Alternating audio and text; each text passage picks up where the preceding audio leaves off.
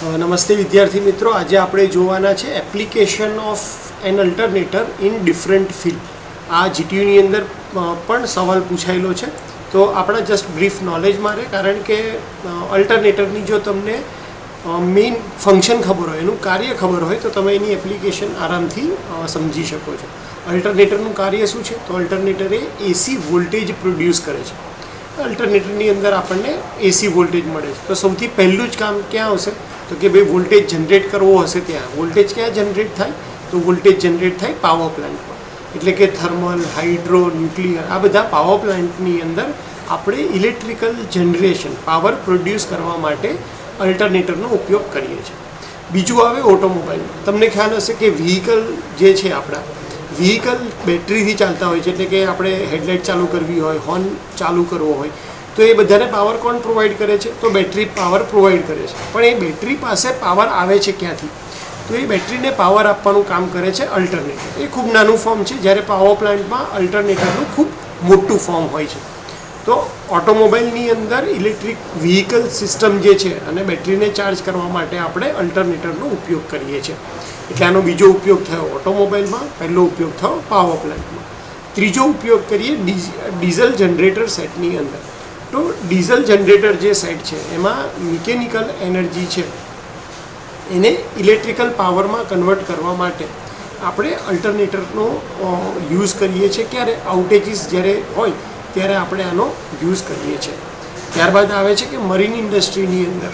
તો મરીન ઇન્ડસ્ટ્રીની અંદર તમારે ઇલેક્ટ્રિકલ પાવર શિપ ઉપર જ્યારે પ્રોવાઈડ કરવો હોય, તો તમારે ઇલેક્ટ્રિકલ પાવર એ ત્યાં ઓન ધ સ્પોટ જનરેટ કરવો પડશે.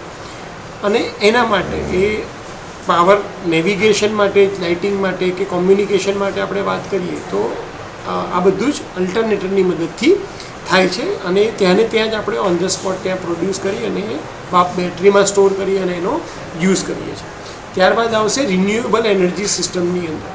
તો રિન્યુએબલ એનર્જી સિસ્ટમની અંદર વિન્ડ ટર્બાઇન અને માઇક્રો હાઇડ્રો સિસ્ટમ જે હોય, એમાં મિકેનિકલ એનર્જીનું ઇલેક્ટ્રિકલ એનર્જીમાં કન્વર્ઝન કરવા માટે આપણે અલ્ટરનેટરનો યુઝ કરીએ છીએ. ત્યારબાદ આવે છે રેલવેઝ.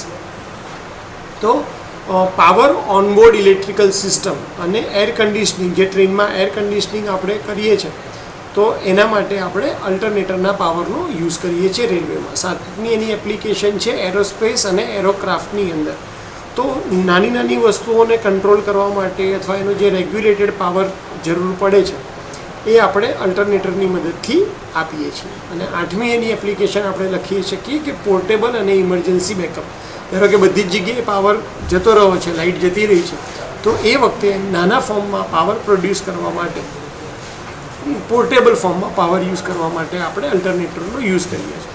તો જ્યારે પણ એક્ઝામમાં તમને સવાલ પૂછાય અથવા તમે રૂટીન ઓબ્ઝર્વ કરો, ત્યારે તમારા દિમાગમાં એટલીસ્ટ આ બધી ઇન્ડસ્ટ્રી આવી જોઈએ કે કઈ કઈ જગ્યાએ અલ્ટરનેટરનો આપણે યુઝ કરીએ છીએ.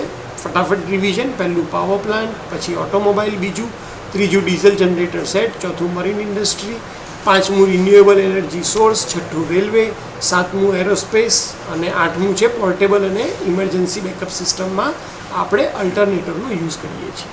હોપ કે તમને આ ખ્યાલ આવી ગયો હશે. મને શાંતિથી સાંભળવા માટે થેન્ક યુ સો મચ.